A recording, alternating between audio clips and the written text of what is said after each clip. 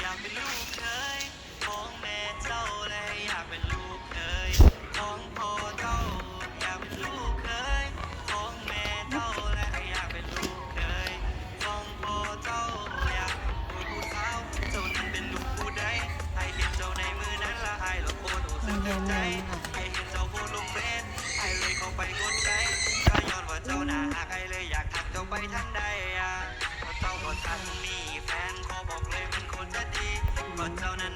หากได้อยากให้มาเป็นไม้ซอตีจะเป็นแบบนั้นแล้วมันละโคตรจะดีแต่ก็อยากให้เจ้านั้นลงมาสนใจให้แน่เบบี้หน้าตาของเธอน้ำลายแต่หากเธอได้ความจริงใจมีเต็มกระเป๋าขอให้เจ้านั้นหันมาแน่ตัวแบบกันแน่เพราะอะไรนั้นอยากให้เจ้ามาเทคแคร์เป็นลูกเคยของพ่อแม่เจ้าอยากเป็นน้อยเลยบางน้องลูกขออย่าพูดบนรถเลยกลับมาลูกกลับมามาเล่นทางนี้เล่นมาเล่นโซนเราอยากจะมาอยู่บ้านนั้นคนล่าพอไปบ้านเด็กเล่นตีไก่นะตีไก่แม่ทุกคนช่วงก่อนก่อนได้อย่างโบได้อย่างยังไงลูกยังไงเดี๋ยวนี่อันนี้ป๊าป๊าสอนอาจารย์โจ๊กสอน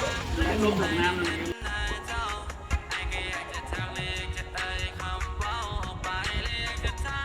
วันมาลูก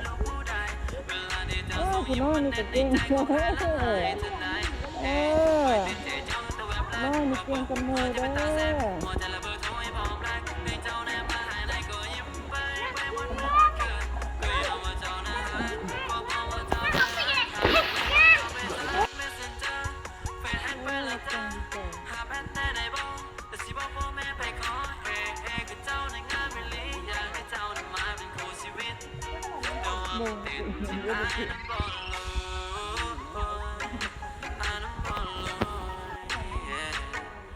ไปลูกไปหาพ่อลูก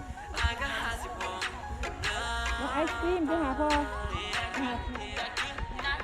ร้อยยี่สิบ แม่ลูกอีลาไปหันขันไก่ฮะเอ๊ะมาแล้ว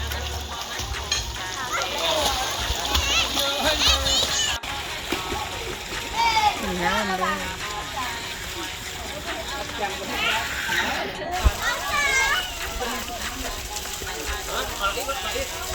ผมอยากเป็นลู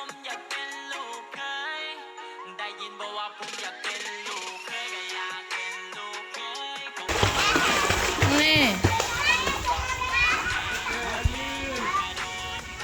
สิให้พ่อไปทำพ่อเพียงน้องนางเปิดใจให้ผมแน่อยากเป็นลูกเคยเปิดใจให้พ่อแม่เท่าอยากเป็นลูกเท่าและลูกแก่กับนางกระโดดเท่าใดสิให้พ่อไปทำพ่อเพียงน้องนางเปิดใจให้แน่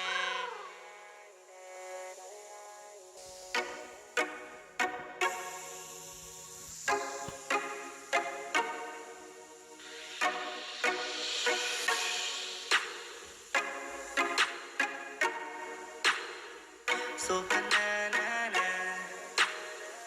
โซฮานานานา